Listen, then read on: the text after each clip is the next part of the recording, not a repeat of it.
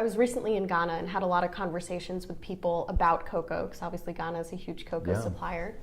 And one of the things that came up a few times, which was really interesting, is, can cocoa farmers actually make enough money to come out of poverty? And to no longer be poor, and to be able to send their children to school, which also helps reduce some of these challenges around child labor, which I know Nestlé has been very active in working against.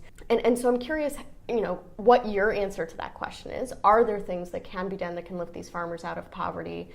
Cocoa isn't a food crop for them, right? So it's not going to help their personal food security. They're not going to be able to, eat and sustain themselves off of the crop they're growing. And I'm curious, you mentioned also it's critical for you that they continue to farm cocoa. So how do you work with them to sort of mitigate against some of those challenges and really, bring them out of poverty? The fundamental answer to your question is they have to be able to come out of poverty. Else it's not going to be sustainable if they can't rise above the poverty level. The approach we have to put in place has to do enough to raise the incomes of the farmer to the point where it can lift them out of poverty, but also have an impact on their family in other ways, which you mentioned, sending their kids to school.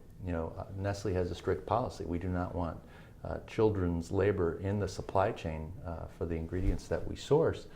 And that's a challenge in and of itself, but we have to have the mechanisms in place that afford the farmers to be able to send their children to schools. We also have to make sure that there's schools for the children to go to, so we work with third parties to help refurbish or in some cases build schools for the children to go to.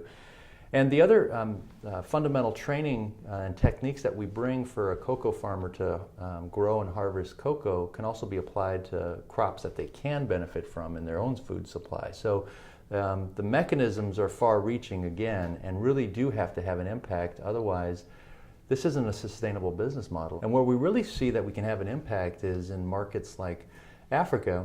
We're getting women to really become part of the supply chain when it comes to sourcing of particularly cocoa, but also coffee.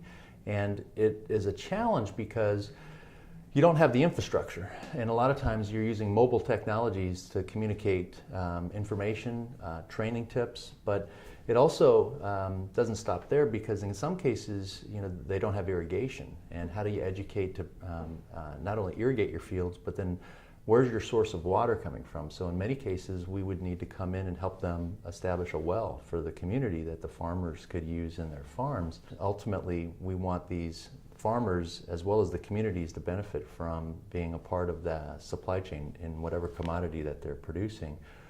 So we really have a challenge to make sure that we're not just focused on the farmer, but we're also providing an infrastructure that the farmer could benefit from, but also the community. And this is part of our creating shared value approach, where we come in and really establish a presence, but a presence that's far-reaching than just the farmer that's dealing with our particular commodity. Yeah.